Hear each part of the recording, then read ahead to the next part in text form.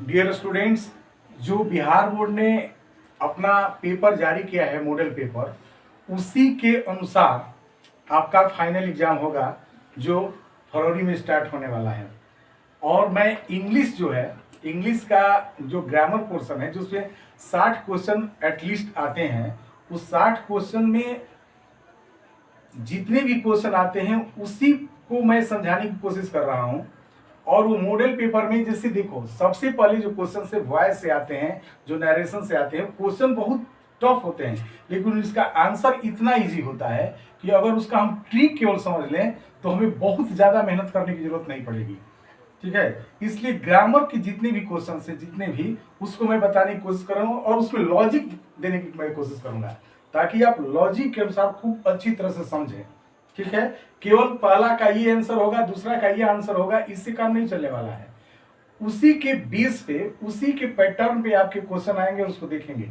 जैसे देखिए, पहला क्वेश्चन आपका आया है कि you must write to the principal, और इसको पैसिव में बनाना है। You must write to the principal, इसको पैसिव में आपको बनाना है।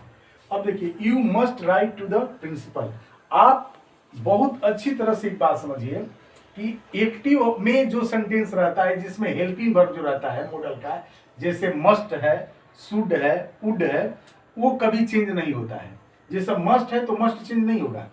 सबसे पहला फॉर्मूला समझिए, मस्ट चेंज नहीं होगा। अब इसका ऑप्शन देखिए, इसमें दिया है कि यू विल राइट टू। अब देखिए, मस्ट है तो इसमें मस्ट आपको ढूंढना है कि मस्ट है कि नहीं। मस्ट नहीं है तो ये गलत है। ठीक है, इसके बाद इसमें आएंगे सेकेंड वाले में कि द प्रिंसिपल मस्ट, इसमें मस्ट है, यानी कि ये सही हो सकता है। ठीक है, तीसरा दिया कि write to the principal, write to the principal. अब बताइए कि जिस सेंटेंस को एक्टिव को हमको पैसिव बनाना है, वो सेंटेंस डायरेक्ट मेन वर्ब से कैसे स्टार्ट होगा।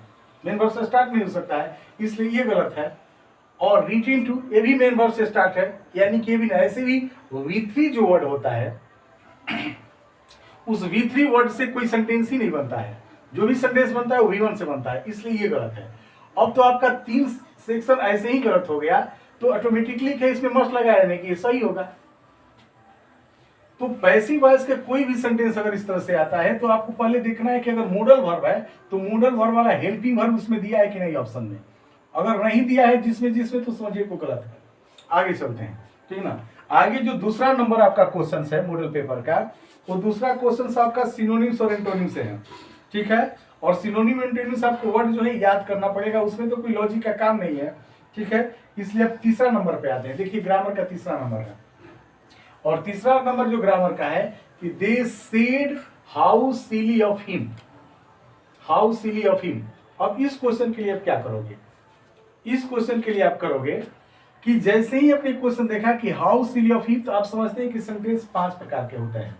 ठीक है ना, और 5 प्रकार के जो सेंटेंस होते हैं, उस सेंटेंस में, ठीक है, कौन असर्टिव है, कौन इंट्रोगेटिव है, कौन एक्सक्लेमेटरी है, कौन इंपरेटिव है, कौन ऑप्टेटिव है। जैसा सेंटेंस होता है वैसा उसका इनडायरेक्ट होता है। ठीक ना, तो जैसे हाउ सिली ऑफ हिम, अब हाउ सिली ऑफ हिम है तो ये एक्सक्लेमेटरी सेंटेंस है। एक्सक्लेमेटरी सेंटेंस का मतलब उसमें एक्सक्लेम्ड वर्ड आएगा। और देखिए, ए में कहीं भी एक्सक्लेम्ड नहीं है, इसमें भी एक्सक्लेम्ड नहीं है, इसमें भी एक्सक्लेम्ड नहीं है, एक्सक्लेम्ड सिर्फ इसमें है, सी नंबर पे, यानी कि सी आपका सही है। ठीक है, अब देखिए फोर्थ नंबर क्वेश्चन। जो फोर्थ नंबर क्वेश्चन है, उस फोर्थ नंबर क्वेश्चन में है आई हिम 2 years ago। तो आराम से इसको देखिए, 2 years ago, ये सर्वहारी क्वेश्चन है। सर्वहारी क्वेश्चन इन द सेंस, ऐसा कोई एग्जाम नहीं है कि उस एग्जाम ये क्वेश्चन आता नहीं है। इंटरमीडिएट का, चाहे सेंटअप एग्जाम हो, चाहे फर्स्ट ईयर का एग्जाम हो, चाहे फाइनल एग्जाम हो, चाहे आर्ट्स का एग्जाम हो, चाहे कॉमर्स, चाहे साइंस का, ये क्वेश्चन आप समझिए कि हमेशा आता है। ये सेंटअप में भी आया है ऐसा क्वेश्चन, आपके 2022 में भी आए हैं, 2021 में भी है, और इसमें भी है, और फाइनल में भी आएंगे। ईगो और यस्टरडे, ये 2 वर्ड को आप बहुत अच्छी तरह समझ लीजिए कि अगर कहीं आपको दिखाई दे तो वो सेंटेंस पास्ट इंडिफिनिट में बनेगा। और पास्ट इंडिफिनिट ये है, या तो ये से आता है, नहीं तो मेट्स वाला से आता है, मीट वाला से। ठीक है, तो इसका सा आंसर होगा पास्ट इंडिफिनिट। ईगो और यस्टरडे दिखाई दे दो तो समझिए कि पास्ट इंडिफिनिट है। 5वां नंबर क्वेश्चन देखिए, 5वां नंबर क्वेश्चन है कि some actress are dancers, some actress are dancer. अब इसमें एडजेक्टिव की जरूरत है, तो आप समझिए कि डेंजरस तो दे नहीं सकता है, ठीक है, रैपिड हो नहीं सकता है, इस दोनों पे जाकर के हम लोगों को मामला अटकता है। लेकिन आप समझिए कि ब्रिलियंट मतलब होता है बहुत बेहतरीन, यानी कि आपका आंसर ये हो जाएगा, सम एक्ट्रेस आर डांसर्स। अब आपको एक चीज और बताने की मैं कोशिश करता हूं कि ऐसे क्वेश्चन में अगर आप कंफ्यूज होंगे तो इसको छोड़िएगा, क्योंकि आपको 100 में से सिर्फ, ठीक है ना, 50 क्वेश्चन ही करना है, तो आप 50 क्वेश्चन सोच सकते हैं। 60 क्वेश्चन जो ग्रामर का है उसमें अगर आप 30 से 35 के बीच में अगर क्वेश्चन कर लेते हैं तो समझिए कि आप बहुत विल यानी कि अच्छा चल रहे हैं, क्योंकि आप 15 क्वेश्चन भी कर लेंगे, ठीक है ना, हिंदी सॉरी बुक से, तो आपका अच्छा रहेगा। अब हम लोग छठा क्वेश्चन देखते हैं। देखिए क्वेश्चन है dash they live near you, ठीक है। अब इसमें ऑप्शन दिया है डज, डू, हैव और आर। आप देखिए कि दे लिव यानी कि V1 है, अगर ये V1 है तो इसके साथ हैव नहीं हो सकता है, मेन वर्ब है तो आर नहीं हो सकता है। अब यह तो डू होगा नहीं तो डज होगा, दे के साथ डज नहीं लगता है, आई मीन बी होगा, डू, ठीक है। 7 नंबर देखिए, 7 नंबर क्वेश्चन है कि चूज द करेक्ट सेंटेंस, यानी कि 3 गलत है और 1 करेक्ट है। अब यहाँ पे देखिए वी है, वी सा, ये सा देखिए पास्ट इंडिफिनिट है और यहाँ पे नेक्स्ट ईयर प्रेजेंट का है या फ्यूचर का है, तो पास्ट और फ्यूचर का कॉम्बिनेशन बन ही नहीं सकता, इसलिए सेंटेंस गलत है। यहाँ पे देखिए ये प्रेजेंट का है और ये पास्ट का है, तो यहाँ भी कॉम्बिनेशन नहीं बन सकता है। यहाँ पे कि वी सो अ वंडरफुल, अब यहाँ पे देखिए सा दिया है वर्ड, ये सा कोई वर्ड नहीं होता है वंडरफुल के साथ, वंडरफुल के साथ कोई नाउन होगा, वर्ब हो नहीं सकता है, क्योंकि एडजेक्टिव के बाद नाउन होता है, ठीक है, इसलिए ये गलत है। इसके साथ देखिए पास्ट इंडिफिनिट है, यस्टरडे भी है, सब कुछ सही चल रहा है, यानी कि डी आंसर सही होगा। तो इस तरह से आप ऐसे क्वेश्चन का आंसर करेंगे, ठीक है। कॉम्बिनेशन जरूर मिलाया जाता है, पास्ट का प्रेजेंट का, ये टाइमिंग जरूर मिलाया जाता है, ठीक है। 9 नंबर नहीं लिखे हैं हम, ठीक ना। एक चीज आप समझिए कि हमने उसी क्वेश्चन को यहाँ पे रिमार्क करने की प्रयत्न करूंगा जो आपका ग्रामर से रिलेटेड हो, ठीक है ना। अब जैसे सिनोनिम्स एंटोनिम्स को हम नहीं रखेंगे, ठीक है, कुछ ऐसे होंगे जो बहुत लेंदी होंगे, वो नहीं है। आपको ग्रामर से रिलेटेड यानी कि 30-35 क्वेश्चन आपको कम से कम एक तरीका सीखिए, एक ट्रिक सीखिए कि उसको आप सही सही विकल्प लगा सके। जैसे देखिए यहाँ पे दिया है कि the book in parts boring, अब ये बोरिंग वर्ड दिया है, नाउन वर्ड हो गया, ये बोरिंग नाउन है, तो किताब है, तो देखिए आर और ऐसे ही दिया है, तो 2 प्लूरल अगर एक साथ दे दिया है तो आप समझिए कि गलत है, या तो आर हो सकता था नहीं तो और हो सकता था। तो ये सब समझिए कि कैसे क्वेश्चन का आंसर आते हैं। इसके साथ हैड हो ही नहीं सकता, हैड के साथ बिफोर कभी होता ही नहीं है, यानी कि द बुक, ऐसे भी आप समझिए कि यहाँ पे द बुक जो है सिमिलर है, इसके साथ इज होगा। अब देखिए where did buy that dress, where did, यहाँ पे डिड है, तो डिड है यानी कि ये सेंटेंस पास्ट इंडिफिनिट में है, पास्ट इंडिफिनिट में है, ठीक है। अब इसमें सब्जेक्ट होगा, यहाँ पे सब्जेक्टिव केस होगा, वेयर डिड यानी कि यहाँ पे सब्जेक्ट होगा, सब्जेक्टिव केस। तो इसमें देखिए ए पॉजिटिव केस है, ए ऑब्जेक्टिव केस है, ए पॉजिटिव केस है, सब्जेक्टिव केस मात्र ये बचता है, यानी कि यही आंसर होगा। ये सब तरीका समझिए कि यहाँ पे क्या होगा, ठीक है। यहाँ पे देखिए I would appreciate from you, अब यहाँ पे आई वुड अप्रिशिएट, यहाँ पे एक नाउन की जरूरत है, ठीक ना, मैं प्रशंसा करूंगा, और यहाँ पे हियरिंग जो है नाउन है, यानी कि डी आंसर सही होगा, ठीक है। अब आपको के लिए बता रहे हैं, आप कहाँ कंफ्यूज होंगे, और यही सब चीज सीखना है कि ऐसे क्वेश्चन यानी कि रिस्क नहीं उठाना है, रिस्क के साथ चलेंगे बहुत प्रॉब्लम होगा, 1 नंबर के साथ आपको खिलवाड़ नहीं करना है। अगर आपको ऐसा क्वेश्चन आता है आई वुड अप्रिशिएट, तो आपको टू हियर ये भी अच्छा सही लगेगा, आपको लगेगा ये भी करेक्ट है, आपको ये भी करेक्ट लगेगा, ठीक ना। तो ऐसे क्वेश्चन को छोड़ करके आगे बढ़ना है, इसलिए मैंने इस क्वेश्चन को मेंशन किया, ठीक है। अब देखिए ये क्वेश्चन 16 नंबर क्वेश्चन आपका जो दिया है मॉडल पेपर, उसमें है ये क्वेश्चन टैग से है, और मैंने ऐसा क्वेश्चन टैग वीडियो बनाया हूँ, आप देख सकते हैं उसको, ठीक ना।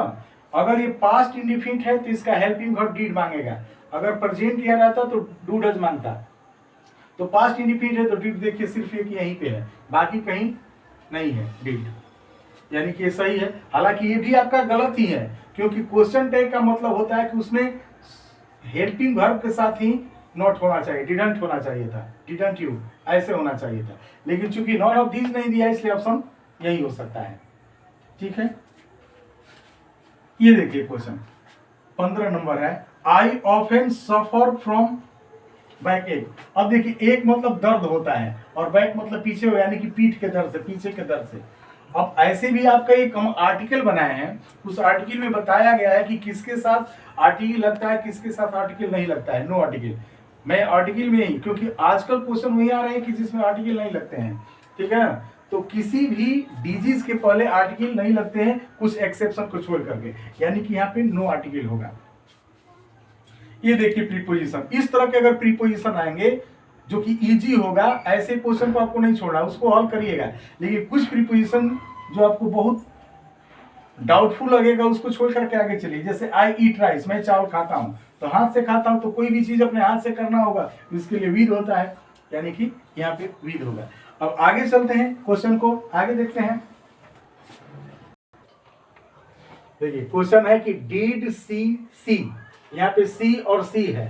ठीक है, तो ये आपका क्वेश्चन कह रहा है कि यहाँ पे अगर सब्जेक्ट है तो यहाँ पे आपको ऑब्जेक्ट होगा, और इसमें देखिए ये ऑब्जेक्टिव केस है, ये सब्जेक्टिव केस है, तो ये नहीं हो सकता है। ये पॉजिटिव केस है, ये भी पॉजिटिव केस है, यानी कि ऑब्जेक्टिव केस ये है, ये होगा। तो आप ऐसे क्वेश्चन को हल करते समय ये देखिएगा कि अगर ये सब्जेक्ट है तो इधर ऑब्जेक्ट होना चाहिए, ऑब्जेक्टिव केस होगा। अब ये देखिए I black hair and brown eyes, तो ये तो बहुत इजी है। आई के बाद हमेशा हैव लगता है, नहीं तो हेड लगता है, तो विल हैव लगेगा। ठीक ना, आई के साथ यहाँ पे ईज हो ही नहीं सकता है, वाज नहीं हो सकता है, आई के साथ हैज कभी होता ही नहीं है, आई है। ये वाला क्वेश्चन भी देखिएगा, जैसे वो वाला क्वेश्चन देखे थे उसी तरह से ये वाला भी क्वेश्चन 2-3 साल से लगातार हो रहा है। फर्दर मतलब याद कर लिए, फर्दर मतलब आगे होता है, आगे अतिरिक्त, और फार्दर मतलब दूर होता है, दूरी का। आइदर मतलब या तो होता है, नाइदर मतलब नो तो होता है, तो ये दोनों तो हो ही नहीं सकता है, इसका मतलब दूरी होता है। ठीक ना, तो याद रखिएगा फर्दर, ये क्वेश्चन हमेशा आ रहे हैं, 2 साल से मैं देख रहा हूँ। तो फॉर फर्दर इंफॉर्मेशन, आगे की सूचना के लिए, गो टू द ऑफिस, यानी कि ये होगा। ठीक है, अब देखिए he wanted two by mangoes, और मैंगोज है तो मैंगोज यानी कि काउंटेबल नाउन है, तो काउंटेबल नाउन के साथ मच हो ही नहीं सकता है, प्लूरल है तो ये नहीं हो ही नहीं सकता है। अब लिटिल और सम के बाद, सम एक ऐसा वर्ड है कि इसके साथ काउंटेबल और अनकाउंटेबल दोनों के साथ होता है, यानी कि ये डी होगा, सम, सम मतलब कुछ। ठीक, देखिए मैं आपसे बात कर रहा हूं कि उसी क्वेश्चन को मैं टारगेट कर रहा हूं जो कि ग्रामर से रिलेटेड है, जिसमें आपको सिनोनिम्स एंटोनिम्स है उस पर हम नहीं जा रहे हैं। ठीक ना, जो कॉमन सेंस की बात है। ठीक है, जैसे उस पर नहीं, केवल ग्रामर वाली क्वेश्चन को मैं टच कर रहा हूं ताकि उस क्वेश्चन को आप कम से कम हल करें। जैसे देखिए Nisha tried to solve the problem, Nisha ने प्रयास किया समस्या को सॉल्व करने का। अब देखिए इधर ये पास्ट है, तो स्वाभाविक सी बात है कि इधर वाला जो मोडल वर्ब होगा पास्ट वाला होगा, तो कैन जो प्रेजेंट है, मे भी प्रेजेंट है, हो नहीं सकता है। अब कुड और माइट पे हम लोग आते हैं, तो कुड और माइट में क्या अंतर, दोनों का हिंदी सका होगा।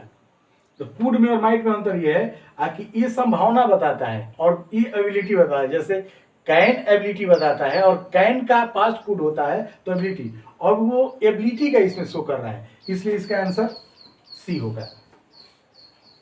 देखिए ये वाला ही विल स्टे हियर, ऐसे क्वेश्चन जो प्रीपोजिशन के हैं, आपसे हम्बल रिक्वेस्ट है कि उस पर बहुत ज्यादा सतर्क रहिएगा और सेफ चलने की कोशिश करिएगा। Try to run safe, safe, safe in the sense आप बहुत जल्दीबाजी में कोई अगर निर्णय लेंगे तो गलत हो जाएगा। देखिए यहां पे लिया है कि ही विल स्टे हियर, वह यहां ठहरेगा मंडे तक, सोमवार तक। टिल का हिंदी तक होता है और बाई का भी हिंदी तक होता है प्रीपोजिशन में। आंसर यही होगा, जितने भी ऑथेंटिक बुक हैं उसमें बाई लिखा है, बाई मतलब ही तक होता है। और स्टूडेंट क्या करेगा कि जल्दीबाजी में टिक मारकर चला आएगा। इसीलिए मैं बार बार कह रहा हूं कि जहां भी क्वेश्चन आपको डाउट होगा उस क्वेश्चन को छोड़िएगा। केवल हम हल नहीं करा रहे हैं, आपको मॉडल पेपर हल नहीं करा रहे हैं, इसके माध्यम से मैं बता रहा हूं कि आगे वाले क्वेश्चन का आंसर कैसे देना है। क्योंकि 50% यानी कि आपको 100 में से 50 ही क्वेश्चन करना है और 50 को उसको छोड़ना है। तो 50 क्वेश्चन छोड़ने वाला जो है उस बात पर जरूर अमल कीजिएगा। ठीक है। और ये जो है एक हार्डली नया क्वेश्चन आया है, ठीक ना। हालांकि ये क्वेश्चन बहुत ही महत्वपूर्ण है और इस क्वेश्चन को हम बता दे रहे हैं आपको, ठीक ना। हार्डली वाले क्वेश्चन को हम बता रहे हैं आपको, इसको याद कर लीजिए आप, हार्डली वाले क्वेश्चन को, ठीक है। हार्डली हैड ही लेफ्ट, ये याद करिए, ये कंजक्शन का है। कहीं भी हार्डली हो तो आप वेन मारिए, ये होता है। और इसको याद कर लीजिए हार्डली वाले। अगर कहीं भी हार्डली शब्द आए, हार्डली और स्कार्सली ये वर्ड आए, इसके साथ कोई भी हेल्पिंग वर्ब हो, डू हो, डीड हो, ठीक है ना, चाहे हैड हो, अगर कंजक्शन कभी भी होगा तो वेन होगा, याद रखिएगा। और एक और इसके साथ क्वेश्चन आता है नो सूनर। अगर नो सूनर रहता है, नो सूनर, तो इसके साथ भी कोई हेल्पिंग वर्ब आ सकता है, डू डज डीड, कुछ भी आ सकता है, चाहे हैड भी आ सकता है। तो इसके साथ जो कंजक्शन होता है वो देन होता है। तो इसको जरूर याद कर लीजिएगा, ठीक है। और फिर कुछ आगे जो ग्रामर है, इसमें आगे वाला क्वेश्चन हम देखते हैं। ये क्वेश्चन देखिए, लिखा है कि we should the plane now. अब प्लेन है जो, ठीक है ना। अब आप समझिए कि ये क्या है, इससे तो कंफ्यूज होते हैं स्टूडेंट। लेकिन अगर थोड़ा सा आप स्थिर रहेंगे तो यहाँ पे देखिए मॉडल वर्ब है शुड, तो शुड के साथ हमेशा क्या लगता है, वर्ब। यानी कि नाउन तो बोर्ड कभी हो नहीं सकता है, ठीक ना। ये बोर्ड लिखा है ईड, देख रहे हैं ना, तो ये दो तो कभी नहीं हो सकता है। अब इसमें और इसमें हम आते हैं, तो ऐसे भी प्लेन के साथ बोर्डिंग वोडिंग होता है इस तरह से, तो ये भी हो सकता है आंसर, वी शुड, ठीक है। अब देखिए 40 number 40, your friends for you for an hour. जैसे ही फॉर और सिंस दिखाई देता है, हम लोग को प्रेजेंट परफेक्ट कंटिन्यूअस टेंस, ठीक है ना, या पास्ट परफेक्ट कंटिन्यूअस से ध्यान लगता है जैसे ही फॉर दिखाई देता है। लेकिन अब यहाँ पे देखिए विडंबना ये है, ठीक ना, कि वेट के साथ ऐसे फॉर प्रीपोजिशन लगता है। तो अब यहाँ पे present perfect continuous, past perfect continuous से कोई सेंटेंस ही नहीं है, तो विल के साथ वेटिंग हो नहीं सकता है, तो ये गलत हो जाएगा। सिर्फ वेटिंग होगा नहीं तो दो ऑप्शन, मैं बार बार बताता हूं कि ऑप्शन में ही दो ऑप्शन गलत देता है, ऑप्शन ही गलत ऐसा देता है कि आपको आसान हो जाता है। अब आपके पास बचा वेट्स और वेटेड, ठीक ना। तो your friends for you for an hour, तो आपका दोस्त है आपका, ठीक है ना, घंटों इंतजार किए, इंतजार करते ही नहीं होगा, इंतजार किए यानी कि वेटेड होगा बी। तो वहां पे थोड़ा सा अर्थ निकालते हैं कि कौन सेट होता है, ठीक है। अब ये देखिए 41, आई वर्किंग ऑल आफ्टरनून। देखिए टाइमिंग दिया है, टाइमिंग हुआ है यानी कि परफेक्ट कंटिन्यूअस है, तो ये हैड बीन हो सकता है, हैव बीन भी हो सकता है, लेकिन ये निर्भर करता है कि इधर क्या दे। देखिए है ये प्रेजेंट दिया है तो प्रेजेंट वाला होगा, पास्ट अगर रहता तो फिर हैड हो जाता, ठीक है। अब देखिए 46 ग्रामर का 46, यस्टरडे। यस्टरडे जैसे ही यानी कि सेंटेंस पास्ट में हो गया, यानी कि मस्ट नहीं हो सकता है, मस्ट नस्ट नहीं हो सकता है क्योंकि पास्ट की जिक्र नहीं करता है, ठीक ना। है भी नहीं करता है, यस्टरडे यानी कि हैड टू। सी कितना सिंपल सा है, टाइमिंग के साथ यस्टरडे पास्ट को डिनोट करता है, हैड है सिर्फ इसमें। 46 48 देखिए जो आपके, I like Chinese food, my husband doesn't like it. देखिए इसमें क्या दिया, कंजक्शन दिया है, ठीक ना, सू है। बट अब कौन सबसे ज्यादा सुटेबल है, तो ऐसे अगर सेंटेंस आएंगे तो कोशिश करिएगा हिंदी निकालने के लिए। मैं पसंद करता हूं चाइनीज फूड, लेकिन मेरे हस्बैंड जो है नहीं पसंद करते हैं।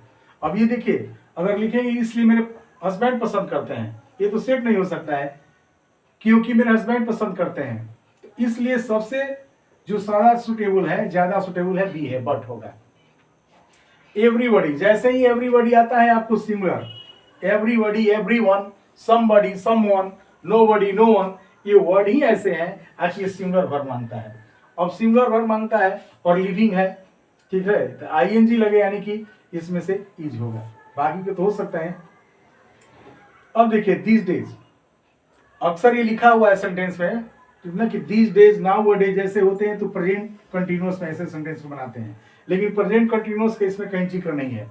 तो इस सिचुएशन के अनुसार क्या करेंगे कि देखेंगे कौन सही चल रहा है। तो दीज डेज तो प्रेजेंट में तो बनेगा, तो ये दोनों तो हो नहीं सकते हैं, ये प्रेजेंट में ही बनेगा, ठीक है। अब Ram his homework quite often, तो फॉरगेट है, फॉरगेट्स है, तो फॉरगेट तो हो नहीं सकता है क्योंकि राम सिंगुलर है, इसलिए फॉरगेट्स होगा। मैंने कोशिश किया आपकी जो ग्रामर पोर्शन है कम से कम वो आपका हल हो जाए। इस तरह से अगर आप 30 क्वेश्चन भी आप कर लेते हैं ग्रामर से, जो सिंपल है, जो लॉजिक पे एक सिंपल आप नहीं पढ़ते हैं तभी एक लॉजिक पे कर सकते हैं। इस तरह से आर्ट्स वाला भी मॉडल पेपर है, ठीक है ना, उसका मैं जितने भी ग्रामर है लेकर आऊंगा और फिर आपकी जो बुक से रिलेटेड है उसको भी मैं एक लॉजिकली आपके सामने प्रेजेंट करने की कोशिश करूंगा। तब तक के लिए धन्यवाद।